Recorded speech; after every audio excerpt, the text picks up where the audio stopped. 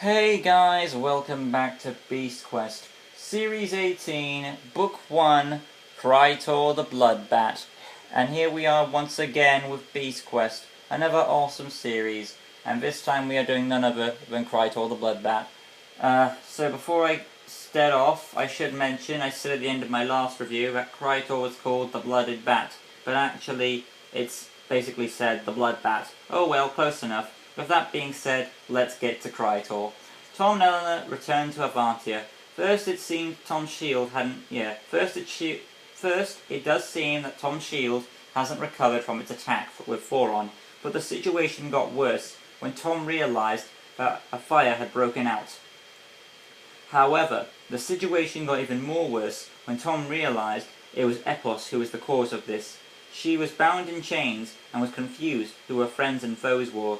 And to put the icing on this cake of bad karma, it turns out a young female warrior had not only defeated the mighty flame bird, but also had been given Tom's golden armor. I'm speechless and excited just by the opening alone. Never have I felt this happy since Series 5. Adler explained her name was Amelia, and he had saved Avantia from Epos's rampage. It was also revealed she's a part of the bloodline of the Avantia's old mistress, giving her the birthright to her family's sacred acts. Adler revealed the only way to decide who would be the master/mistress of the beasts will be something known as the Trial of Heroes, which is basically each challenger fights 4 beasts. Once done that, retrieve this item called the Ruin of Triumph and bring it back. The person who does that gets the title of master/mistress of the beasts. However, it is said that when people have attempted this before,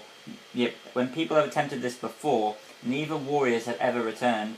Okay, this kinda reminds me of the Warrior's Road, only instead of Tom reclaiming his title from an evil wizard, Tom's competing for his title against another warrior that could be a match for Tom's caliber, which I find more interesting. It's bringing back old elements while giving a new twist. So far, Amelia isn't a villain, just a rival who has the same desire as Tom to protect his home. In that sense, it reminds me of Gen 1 Pokemon, with red versus blue rivalry, so it's nice there. Anyway, the challengers were allowed to one companion, and while Tom chose Eleanor, Amelia chose her Uncle Dre, who is your standard bold, tough, quiet guy. Hugo allowed Tom to set Epos free, but while doing this, doing close examination, revealed that Epos had been poisoned, and that could have been the cause of her crazy behaviour.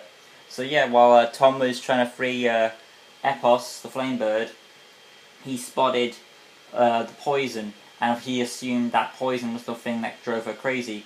And once the poison was removed, she was back to her regular self, and she was able to fly away free. So I really hope Amelia isn't behind this, because that would ruin the possible potential this series has for standing out from many others. If it should be a character we have met, do Dre. He would be less to suspect, as he would just follow Amelia around, but then again, I'm still early in the series, so we'll see. Tom, Eleanor, Amelia, and Dre were now on their quest. They had been stripped of their magical artifacts for the sake of the trials. Tom spotted Amelia was fiddling with something, but he couldn't make out what it was. Then Amelia and Tom's groups divided, but looking at Tom's map showed that the beast challenge, known as Crytor, was in the direction where Tom was heading, not where Amelia was going. Either she gets her own set of beasts to fight on this quest. That way they share the battle with the same 4. So they either have separate beasts individually, or they have to fight the same 4 beasts. And it's a matter of who beats the most, I guess. But then again, I feel like the writers don't fully make that point quite clear, which does lead to confusion so far for me. Anyway, our heroes are led to a cave and a swarm of darkness, which engulfs them. Tom and Eleanor were pushed back by a swarm of bats, which was revealed right at them, as they were falling over a cliff. Luckily, Tom caught hold of a root with one hand and Eleanor by the other. Tom thought it was over when a boy blew a whistle to scare off the bats. Then he pulled our heroes up with a rope. The boy, known as Karil, led them to the village, where Well, not only Amelia and Dre awaited them, but a large hole in a cemetery. The people then explained that the hole was for one of them. Okay. The people explained they had been expecting their arrival, as the trial had happened before, and those other warriors have faced the beast. From the way they're explaining it, I personally don't think Tom's meant to kill Crytor, just defeat him, because they're basically implying that Crytor should be murdered. Okay, and they also do imply that warriors have died here before and they put the bodies in the village as a way of honouring their memory, I guess. But our heroes prepared for a feast, as Crytor would emerge at nightfall, but during dinner not only did Amelia have the finest foods imaginable, but she also possessed Tom's compass. She claimed she had no interest in it, but Eleanor accused Amelia of thievery, and Tom assumed she used it to avoid the bats from earlier on. But before any more could be said, Krytor had arrived. Tom, Eleanor, Amelia and Dre faced the bloodbat after a scuffle with Tom and Amelia Amelia made her move, but then quickly lost her battle axe. Dre came in to defend her, whilst our heroes attempted to fight off the creature. At one point, Tom spotted Amelia had a hint of fear, and when he told her to stay down, she didn't yell, but stayed back. However, later on she tried to do something heroic, which ended in knocking herself out. But as our heroes were trying to protect Amelia, they noticed that Dre was doing nothing but standing there like he didn't give a damn. Then Amelia recovered. He fought on her orders. So, that's weird. But that did no good, as he lost his sword. Also of interesting stuff going on here. As here we see a scared side to Amelia, and the mysterious side to Dre. So that's interesting. I am curious about what the deal is there, and if Amelia is aware of this. Is aware that Dre just stands there while she's out cold and doesn't protect her. Or is there more to him than meets the eye, So that's kind of awkward. I would say, when Amelia is awake, he then follows her orders and tries to defend her. Okay, that's kind of suspicious, I'd say. Tom saved Dre just in time, and the fight scuffled over again. Tom then spotted Carol, and believed his flute might hold the key to defeating Crytor, but Carol's dad dragged him back in.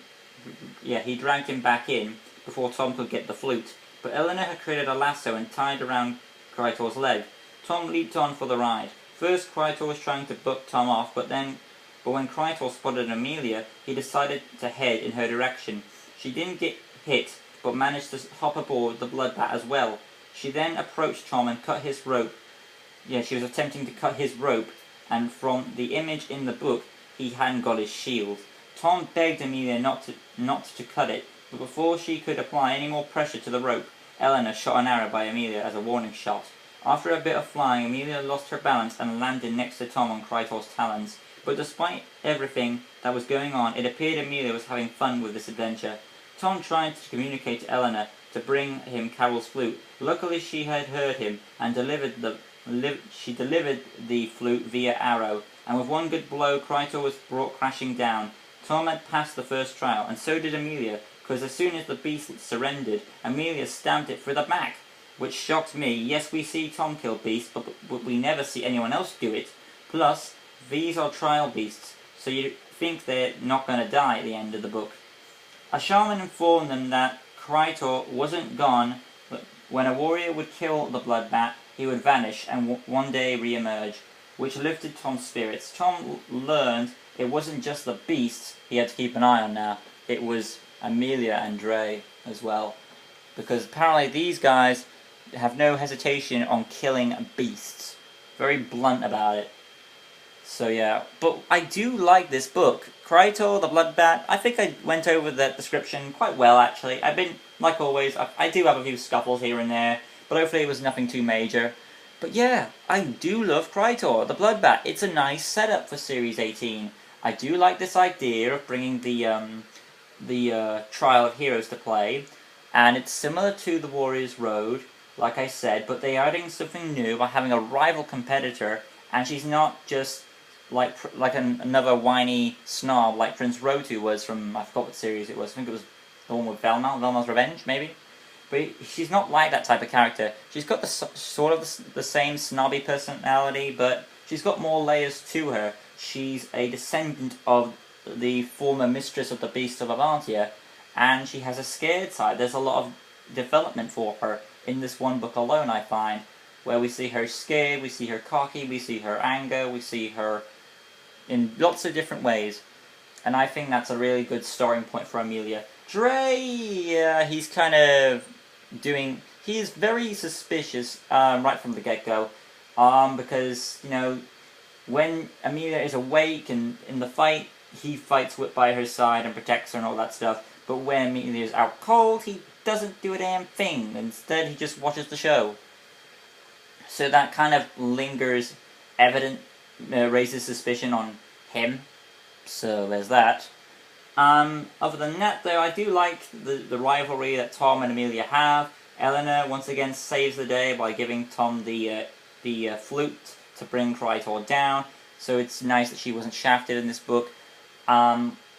I do feel, once again, of course, Storm and Silver are not a part of this series. It seems to be a new thing where they're removing Storm and Silver a lot more in these books. But oh well. That being said, though, Krytor the Bloodbat, easily a good start to Series 18, and I'm looking forward to see where the story progresses for not just the beasts, but also the rival character, Amelia. And we'll see that awesomeness continue, because next time on Beast Quest, we'll be moving on to Sora, the Stinging Spectre. Did I say that right? Yeah. Sora, the Stinging Spectre. Now, if that's, assuming this beast is a female, that's what I'm assuming is, I'm pronouncing the name Sora. So, but if I get corrected in the book review, I'll let you know.